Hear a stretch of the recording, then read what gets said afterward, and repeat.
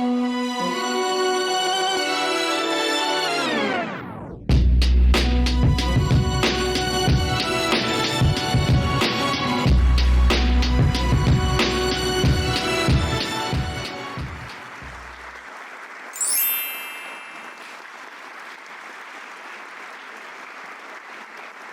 everyone. This is Raina Carrillo with Purpose and Passion. And today I have the lovely Courtney Poulos. I have a little story.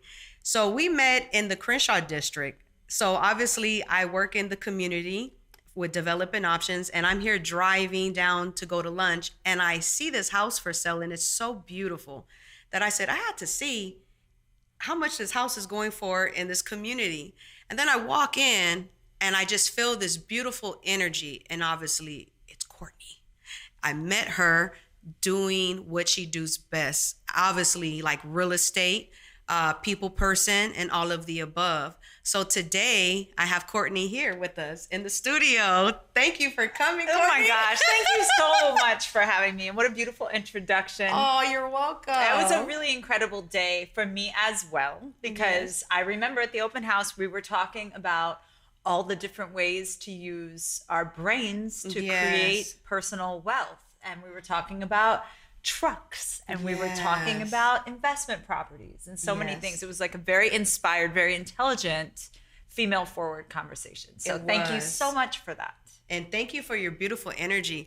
One thing that I'm excited about to share with all my viewers is that Courtney is the owner of LA's ACME Real Estate, right? I just want to make sure I was saying it right. Yeah. And she's the co-founder of ACME Florida. And the best of the best is she's an author, and her book is called Break Up With Your Rental. How dope is that? Break up with your rental, not with your boyfriend, with your rental. So rentals you can fix. Right? Yeah, you can fix them, right? Get a, you want to buy an investment property, live in one, fix up the other one. Unlike a man, it's difficult to fix. Yeah, that's kind of hard. You can't fix those. So take my viewers kind of like a little biography, like where your parents from, where did you grow up, and how was, your childhood, things of that nature. Be happy to share. So I am originally from State College, Pennsylvania, which is the home of Penn State University. My father was a professor there. He was a PhD in horticulture, but he passed away when I was very young. Before he passed away, I moved to New Jersey, which is after my parents got divorced. He moved to New Jersey. So I graduated high school in Rahway, New Jersey. Okay. Yeah. And unfortunately, I was only with him for 8 months before he died. So it was a very sad scene. I was very much on my own. My mom had moved to England. I was 16 going into college. I started college at Penn State when I was 13, which is crazy. And then full-time, I skipped my senior year of high school. I was properly full-time on my own and at University of Maryland when I was 16. Wow. I had to work a lot of jobs because I smoked a little too much pot my first year and lost my scholarship. So I worked at a reggae record label. I worked for a progressive PR company called Fenton Communications. I worked as the editor of a magazine, and I was going to college and waitressing. So I did a lot. Wow. I was doing too much for sure. But at some point I was getting to be burnout. So I was on a press junket to Los Angeles because I was the entertainment editor of this magazine called University Reporter. And they sent me here to LA. I stayed at the Century Plaza Hotel. They gave me $250 a day per diem. And I was like, oh, whoa. I called my mom. I'm like, I'm ordering room service. I was so excited to be here. But I realized that it was November, it was 80 degrees. And I'm like, what am I doing in DC? I got to get the heck out of there. I'm moving too fast forward in my life. I need to chill. So I came here and I started acting classes like everybody does. And I made a little career of acting. It was enough to pay the rent. I still had 3 jobs always. I've done everything. You remember that show from the 80s? What was it called? In Living Color. Oh, yeah. Right? And you remember when there was this one scene, he's like, I'm a Jamaica, I have 10 jobs. Me a butcher, baker, kind of stuff. So I feel like that. I've got 10 jobs all the time, And it wasn't until I found real estate that I could tie together all the different experiences I've had into one focused effort. Yeah. And so once I learned the ins and outs of how money works that changed my life. And now I'm blessed to be able to share that with other people, because I really feel like it can create some legacy money in a world where if your father's not rich, you're not on OnlyFans, or you didn't invent an app, you're probably struggling with money. Yes. So that's interesting. So real estate, like how did it start? You know, you went to get your license, studied. So how it started is one of my 10 jobs was during the boom as a first-time home buyer consultant. And that was me basically answering the phones at a real estate company where the phones were ringing off the hook.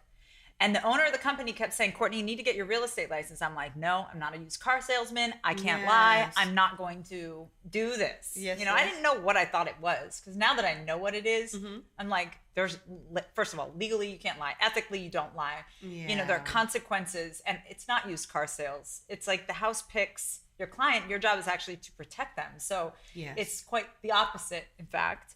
But I didn't know that. So I started to see that I was good at talking with people in this way. And I was sending them off to agents, and the agents would then like pay me for hourly for my time, like prepping the leads, like scrubbing the leads.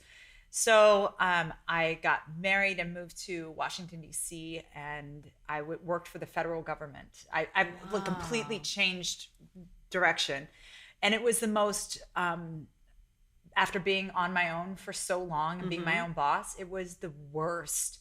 Everybody was like, it was the Substance Abuse and Mental Health Services Disaster Technical Assistance Center of the Department of Health and Human Services. Oh, wow. And I was an editor. And I just can't believe that so many people spend so much time under fluorescent lights and with all these regulations. And I wasn't making any money, but they treated me like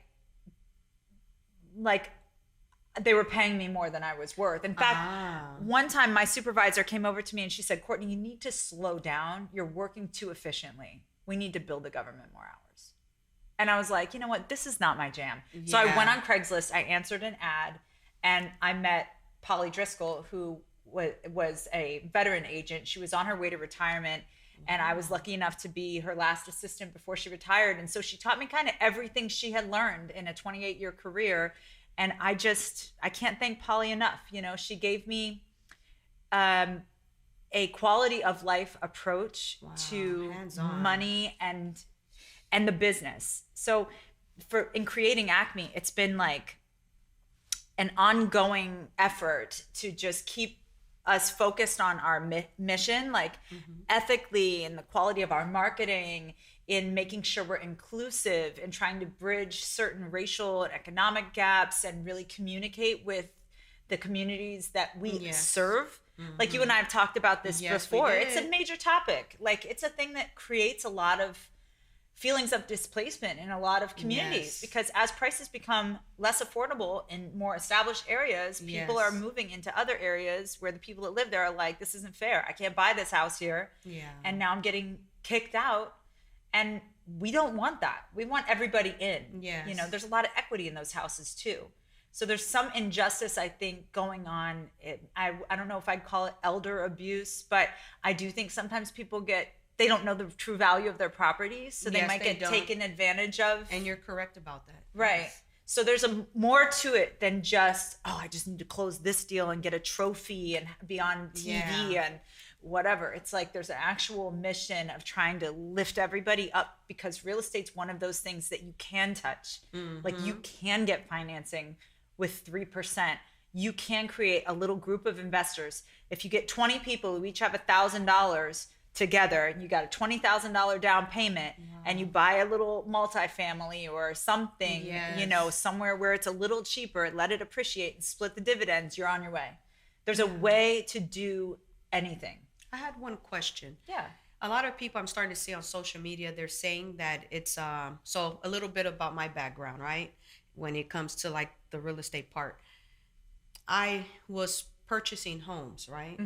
I didn't have a great real estate person like yourself. Okay. So anyways, I ended up losing it all. Foreclosure, short sales, everything. Oh no. So now, years later, I'm considered a first-time home buyer. Okay. So a lot of people saying that I should buy like a 2-3 unit and not buy just a regular home. So do you own the home you're in? No, my husband does, but I don't. I don't own a home. So okay, I will be you personally don't own. I mean, no, I mean, I meant, are you renting? Okay. The reason why anyone would buy multi-units is so that other people's hard-earned money can contribute to your monthly overhead. Yes. How this really works is quite brilliantly, in fact, because your property is appreciating. If you have 2 units, we always say the third unit's the money unit. Okay. The first unit pays for like usually half of your mortgage.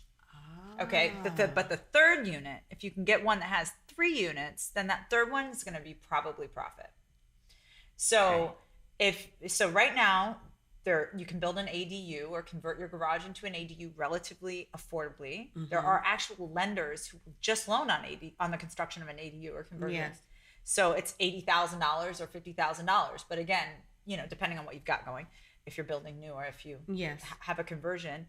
And if you can rent that thing out for $1,500 a month, then that's a big contribution toward the property. Yeah. So the rule of thumb is for every $100,000 of mortgaged money.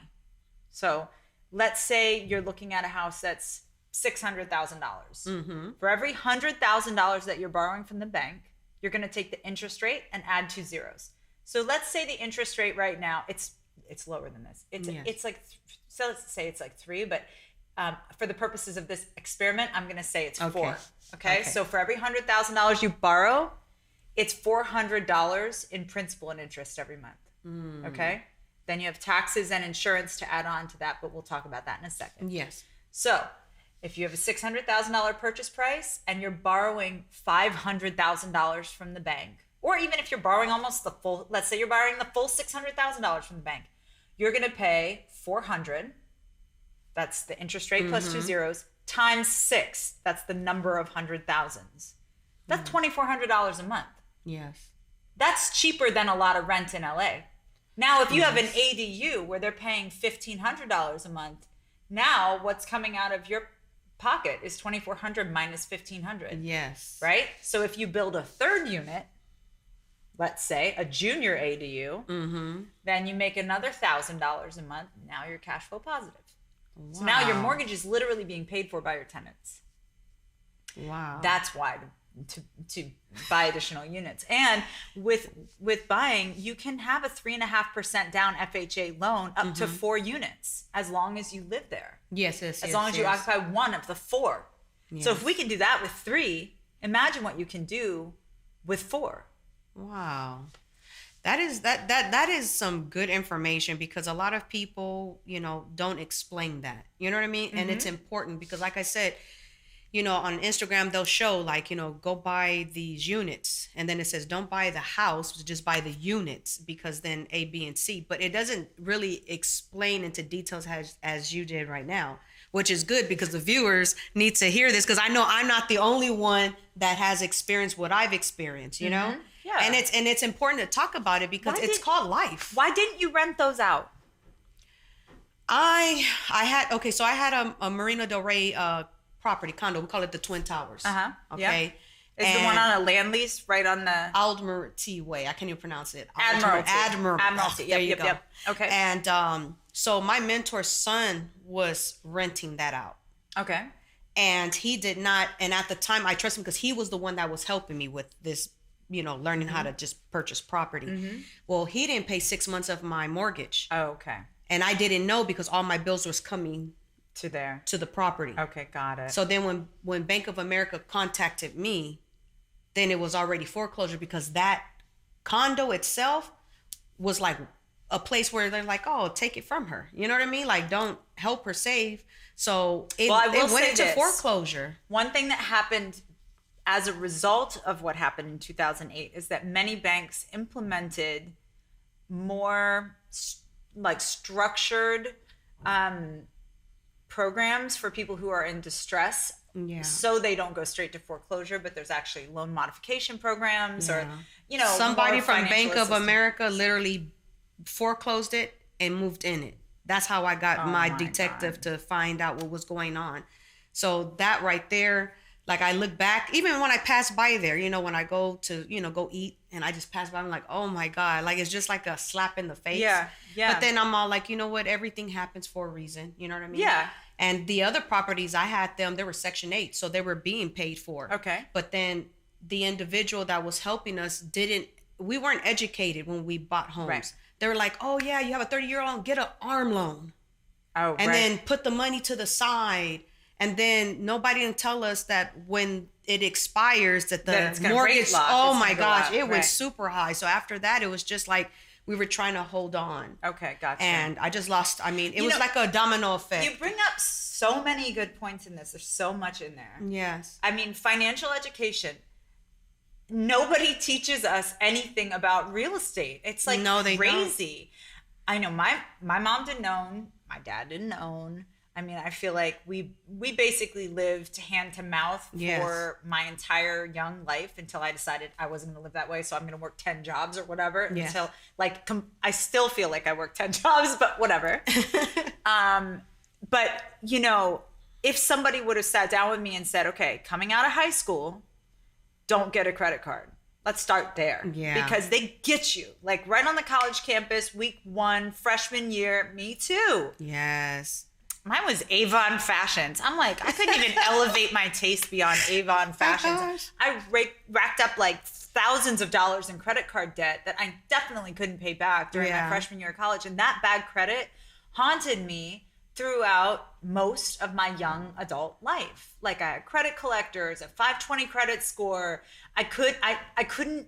One time I had here in LA a boss who paid me with bad checks. And then they wouldn't even let me get a bank account. So it was like, oh my God, it was like one strike after the other. And I was like, God, am I in too deep? And I remember I got on my hands and knees and I prayed and I was like, please give me a second chance. Like, please just like show me what to do to give me, to show me what I'm doing, like what to do, how to start over. Wow. And you know, I know you're getting emotional. I know, because I just remember that moment. It's like harsh. But anyway, in that moment, when you let things sort of open up and you let go of who you have been, and like what was there for you before. Okay, we have battle scars. We have shit that we go through in our lives that toughens us up or makes us vulnerable in certain ways. And you start looking at the life you want to build. Now you're open to be taught. Now it's like when you've had enough. Okay, you did it your way. That didn't work. Now can I teach you? You know? Yeah. Now you're open. Now we're open. So that was where I started to learn about interest rates and financing. Adjustable rate mortgages aren't bad if you're planning on keeping the property for a short amount of time. So most first-time home buyers stay in their house for 5 to 7 years. Yes. Adjustable rate mortgages offer you typically a lower interest rate. So instead of 3% interest, you're going to pay 2.5% or 2.25%. So you're going to have more buying power, which means you can go outside your comfort zone. Now you're qualified for 1.1 million instead of just 1 million, or 750 instead of 650. You get the house you want, right? But the key is to refinance if you're starting to approach, because probably your property's been appreciating during that 5 years that you've owned it. And if you're starting to approach when the caps are going to adjust, that's when you refinance into a 30-year fixed rate loan if you are going to stay in it. Yes. But otherwise, adjustable rate mortgages do work when you know how they work, you know? So it's very irresponsible of lenders to offer those programs and not teach about what happens in those programs. But again, now there are caps. Now there are restrictions on how much it can adjust. These are disclosures that are made to you. So it won't go from 6% to 13% overnight. Yeah, because 2007, 8, and 9, I will never forget. Oh, I'm sure. Oh my gosh. I mean, I will never forget. Like it took a piece of me away. I mean, it's restored now, you know, because I prayed on it. I forgave myself making stupid mistakes because I didn't know no better. I was ignorant a lot in so many ways. But I know that after I lost everything, when people start to lose it after me, I was able to help others do loan modifications. Isn't that funny? Or to contact the banks and fight hard for your house because I didn't fight hard enough. Exactly. Because I was so scared that I was like, they're like, it's going foreclosure anyways. And I was like, fuck it. Oops, excuse me. You know, I was like, let it go. You know, and I let it go. Yeah. But then the IRS was like, you owe $500,000. And then the tax assessor office was like, you owe $10,000. And it was just like, I was like that song, I'm going down. Oh, man. Yeah, I was going down. And then it affected my marriage, you know? And then my mom and my dad just told me, like, you just had twins. Just let this last house go. Just let it go. And I was like, please, Mom, just, you know, like, just, I'm trying to hold on. She goes, no, I gave you 10 grand and they still foreclosed, you know? So they took my 10 grand that I borrowed from my mom, and I was paying the monthly mortgage. And then within 6 months, they said, we're foreclosing it. So you just took my 10 grand, I paid 6 months, and now you want to foreclose because you don't want to help me. And that's countrywide. Right. And so they went down. Oh yeah, they sure did. Went down. And so my mom was like, come home. Right. You, Omar, and the babies. And it broke me because I was like, don't want to go home. I didn't. You've been on your own for so long. Yes, I was like, I don't want to go home, and I'm gonna be living. And you know, and I can share this story because I'm not embarrassed, because one day I'm gonna write a book about life, about my life. And I remember it was the crib, the two twins. They were like pretty much newborns, two babies in the crib, and then it was 2 mattresses, you know, me and Omar. And then we had to use my sister's closet and everything to put our clothes in. And then my sister had to sleep with her brother in his room. And in the beginning, I cried. Yeah. Because I'm all like, it humbles you. Oh my, it really did. It really did. But at the time I cried because I was embarrassed. But then my mom and my dad were like, you know how many people that go through your situation don't have no family and they're homeless, living in a car? Be grateful. And so I took advantage of living there, and they were like, you don't have to pay us full rent, you know, just help with the utility bills. And we start stacking. You would expect that for your kids, that rather than go live in a car, that they come to you too, right? Yes. Thank God for your parents. Yeah, so that's how I looked at it. And it was humbling because, you know, you're like back to, like, it's not even square one, because even when I was not married, just living, I had my own room and everything, you know? Right. So, but it just made me feel a little bit like, damn, like this is where I'm at this age, and I'm a mom, just gave birth to my 2 babies, and I don't have a foundation for them. Oh, it broke me in so many pieces. But as the journey became, I was doing so many things on my way, and I did cry, and I asked God, I was like, I'm tired. Right. And spiritually, it was like God was saying, now are you ready to do it my way? And then his way was way better than my way. Right. And he showed himself in so many ways. And I had, you know, to start from scratch. But going into that kind of story about helping families, being first-time home buyers, or just people that just want to buy property, which one came first, Florida or LA? LA. So LA. So tell us that story. Yeah. Okay. And so... Okay, so because owner, I'm like, dang. I came back to LA, and I tried to work at a few different brokerages, and you know, I'm not saying I'm a tough guy or anything, but you are. You're a tough cookie. I have a little bit of a problem with authority sometimes, you know. What sign are you? Virgo. Oh, woo! You're okay. You're a unique one, because I don't vibe with Virgos, but I like you. Maybe I've got something in my rising. Yes, I think so. I don't know what my rising is, but I am detail oriented like a Virgo. It's good for contracts, you know, and good for running a business. But basically, I felt like I was banging my head against the patriarchy. Some firms that I went to, I felt completely invisible. I mean, I walked in there I wasn't a rookie. I've been selling for 5 years.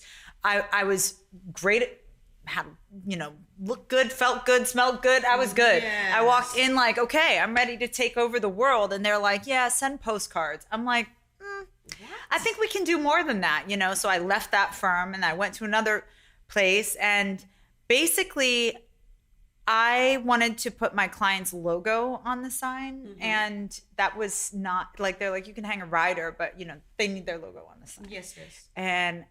And also I was the top producer, and I wanted more of my money, and they were inflexible in that. And so I got my broker's license. I'm like, I'm going to do it my way. That's right. And plus, you know, real estate has a reputation for having no conscience. And I'm like, I do have a conscience. Yes. And I do want to, it's a mix of tactile and tech. It's like we're creating homes and spaces, like real things for real people.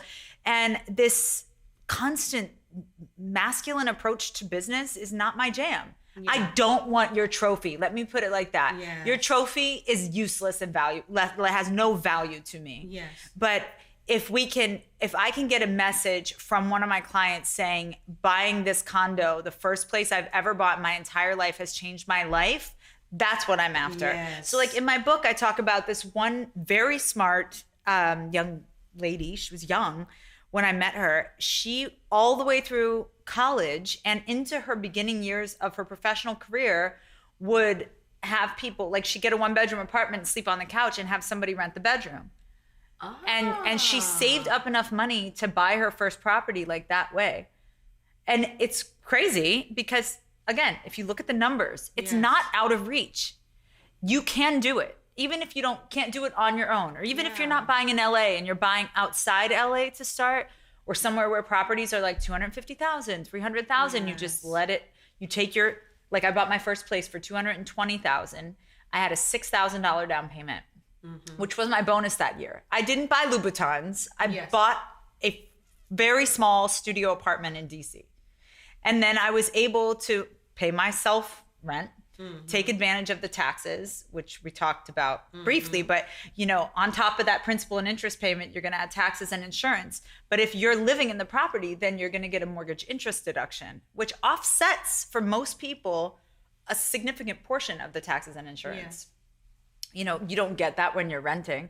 I mean, really, it's like I've heard all kinds of excuses why people don't buy, but those excuses aren't cute anymore at a certain point in your life. Like it's, so for me, it was like, I didn't make a ton of appreciation, but I know I paid my principal down and I made maybe 20 grand. So then when I went to buy my next place, I had $26,000 down payment. Yes. So now I could use that to buy a $300,000 property. And then when we sold that, it was like $350 we sold it for or whatever. So now I have $76,000 to buy the next property. It's not like it happens overnight that you can, buy the $1.5 million property. But if you start, and I just almost knocked this over because I'm really not a klutz, but when I get passionate, all my Italian comes out and I start talking with my hands.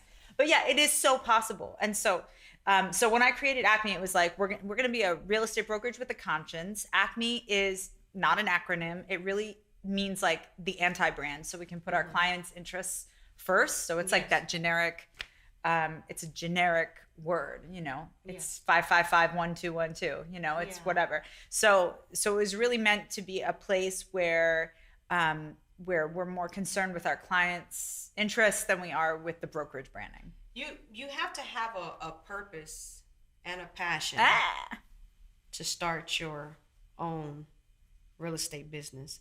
So what guided you? What was your purpose and your passion behind being the owner of ACME Real Estate and the co-founder of ACME Florida? Like that, because the story you just gave me to this, it's like you gotta have huevos, you know what I mean? Well, I started small. Fearless. It was just me. Yes. And then, I had a little tiny office, and this guy called me and he was like, "Hey, I'm an animator, but I'm interested in real estate." And I'm like, "Do you want a job?" Because I really needed help like growing the business. So we started 1 and then 2.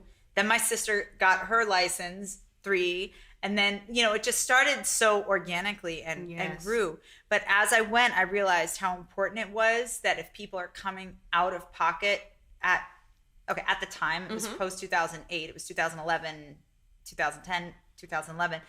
And really, honestly, agents weren't doing anything. Like half of the real estate agents that I knew stopped being real estate agents. Wow. Okay. A lot of brokerages basically shut down. Or we're doing short sales or like whatever. And for resale, nobody was staging properties. Nobody was spending real money to shoot them, beautifully. Like it was just, there was like a hopelessness in the everybody industry. was depressed. They were depressed. Yes. And I was like, this isn't good enough, And so I was lucky enough to get this one client who at one point was like 80% of my business, who his name is Steve Jones. His company is called Better Shelter. We do not work together anymore. Yes. But for the beginning part of my business's creation, he was so in the retail mind space, because that's the industry he came from, that it taught me to look at real estate from a different angle, which is like product marketing. Yes. And so we created a concept that was inspiring. It's like, you're coming out of pocket for whatever. At that time, the price points were like 300 to 500,000. That was what we were selling. Yes. So it was like, you're coming out of pocket what feels like a lot. You deserve the house of your dreams, even at that budget. Yes. So our job was to work with the flippers and renovators and try and have them create better choices so that people feel respected and inspired by the space that they are coming out of pocket for. Yes. So that love was baked into the origins of ACME. Okay. I know we've probably talked about this before, but like, I come from a racially and economically very diverse family. Okay. And, you know, even though I don't look like it, but, you know, the reality of it is we have a lot of different experiences even inside our family. Yes. We've got crazy Trump heads. We've got I do too. You know, and then we've got like super liberals. You know, we've got black, white, Indian, Chinese, Italian. I mean, it's like a real diverse a gumbo mix. It's a gumbo. It's like Creole. Yeah. Yes. It's like such a mix of so many things. But when you grow up in a family like that, you really start to understand bias. And it's not just being a woman, but like having family of color. Yes. You get closer to the experiences, even though it's not me. Yes. But I can see it now. I can feel it. It's my nephew or my niece who gets the egg thrown on her and the N-word called at her or whatever. I'm starting to see it. I understand it better. And I'm like, okay, wow. Some people really do have strikes against them before they even get started. You're correct. Yeah. Yes. So the other, like, as we grew ACME, that became a really important piece of what it is. Yes. Now, I don't think that we've communicated it enough, because it's not a badge of honor. It's not, you know, not a badge of honor. What am I trying to say? It's not a marketing tactic. It's like the soul. It's not, but it's a passion. It's inside. Yeah, because when I met you, that's the first thing I said. You have this energy about you. Like, it's just different. Because it's like when you walk in the door and you know, you're in the Crenshaw district, and the mentality of people of, you know, color, not all of us, but just a person, and when they see a white person selling a house, it's like, oh, see, gentrification is happening, right? Yes. They don't care about our people. They're just trying to sell this $1 million house. But you, on the other hand, was totally different. It's like when you just explain about your family, you know what I mean? And seeing the feelings, you know what I mean? So it takes you, it is different. It hits you different, because it's like, okay, I'm working in these African-American communities or the black and brown communities. And I don't want them to feel like I'm just selling a house, you know, just for the gentrification. No, I actually care.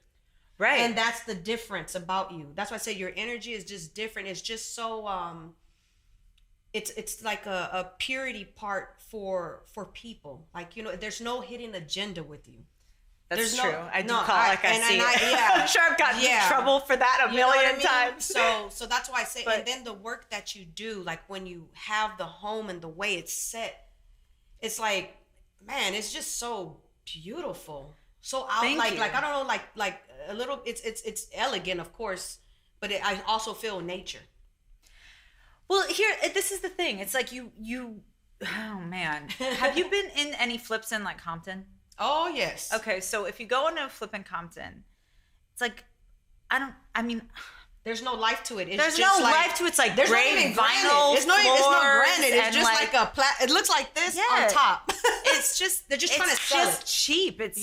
It's careless. It feels low tide. Yes.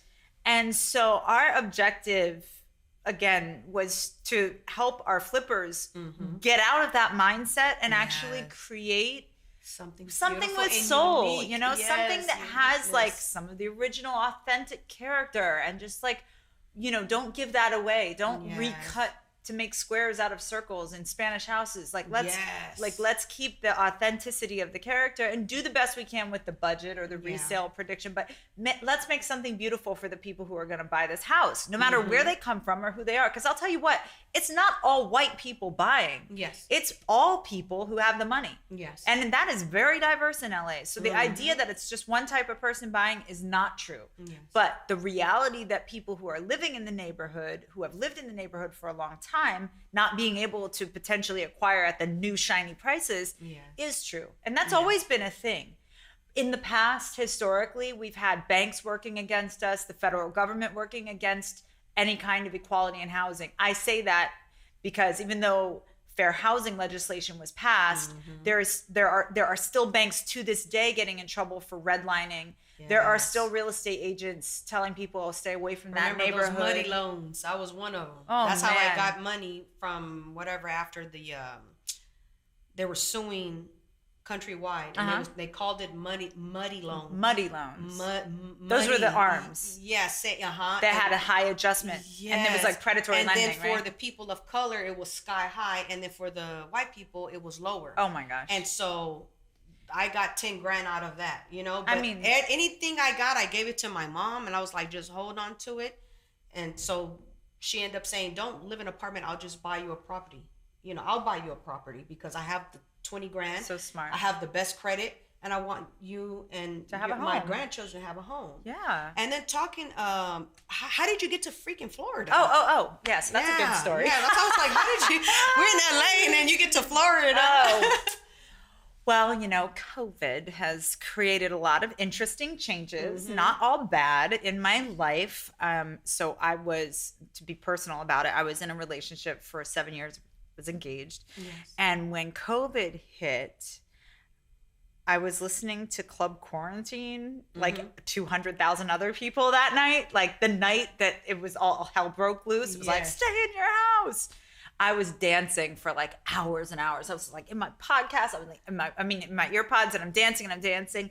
And I just had this moment where I'm like, I think I want something different with my life. Like if it's the end of the world right now, I need something different. Yeah. I hear you. It's like, I'm not going to sit here and be crying like it's in the world. No, I want to do something that I never done before. Well, something that I've never done before, but also like I just felt I could see all the traps, like I'm sure I'm not the only one. Yeah, no, you're not the only one. But like where it was like it enlightened me on where I limited myself. Yeah. I mean, let's put it simply that way. Like, wow, I could do more. And so I reconnected with someone I knew in college who was like my first love. And he's in Orlando. So I went to Orlando and I checked out the real estate market, and I was like, wow, you can get so much for your money here. Yes. I mean, there's a real middle class in Orlando, like a true middle class. It's crazy. You can have good schools, room to run, 3 or 4 bedroom house with a pool for like a couple $100,000, like $300,000 or something, Yes. There's a job market. People like don't spend all their time working. They actually hang out with their families. There's like a barbecue vibe, It's just like not stressful. That was just me coming from here, kind of like seeing that.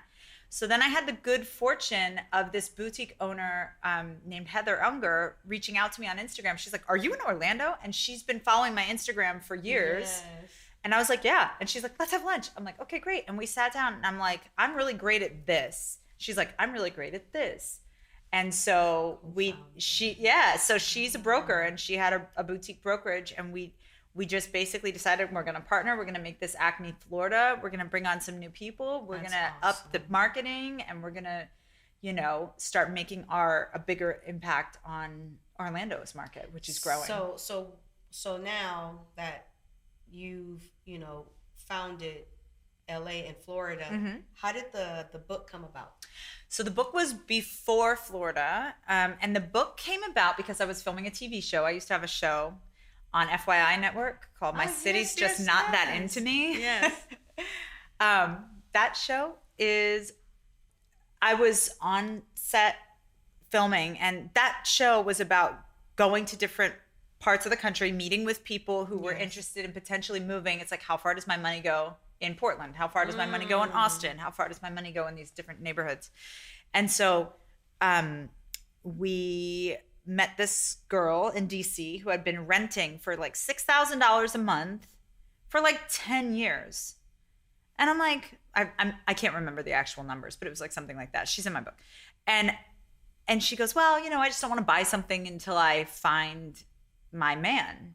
Yeah. And I'm like, if you would have bought something 6 years ago, you'd be like $500,000 richer right now. You might find a better man. You know? That's a good one. That's a good one. I'm like, why are you waiting for Mr. Right when you could be building your financial stability right now? We don't live in the World War II era where we have the white picket fence. Yeah, I need a man to provide. No, we can provide for ourselves. Our grandparents, for example, they stayed in one house for a very long time. Yes. But we don't have to do that. Like we can use real estate as a wealth building mechanism.